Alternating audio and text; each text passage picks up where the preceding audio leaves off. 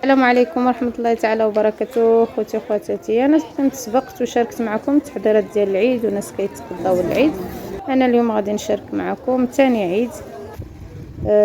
الناس جمعوا، ما بقى حتى واحد في هنايا في الزنقه، كلشي ساد، ما كاين حتى واحد، ما حال حتى واحد الباتيسري اللي حال هنايا في الشارع.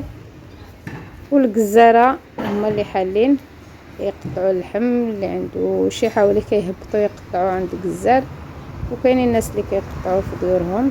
المارشي هنايا كلشي سد، ما كاين حتى واحد. الناس مسافرين الطريه في العيد الكبير، كيمشيو الخدامه وكيمشيو الشلوح حتى هما كيسدوا المحلات ديالهم كيسافروا.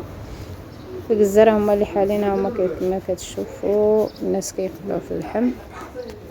ايوا نتمنى هذا الفيديو ينال الاعجاب ديالكم، ولا عجبكم ما تنساوش تشاركوه مع العائله ديالكم والاصدقاء ديالكم، وشاركونا في التعليقات ديالكم. وشكرا على المتابعه، وعيدكم مبارك سعيد. نتمنى تعيدوا وتعاودوا تعيدوا ان شاء الله بالصحه والسلامه، وباش ما تموتوا يا ربي امين يا الله. عواشركم مباركه.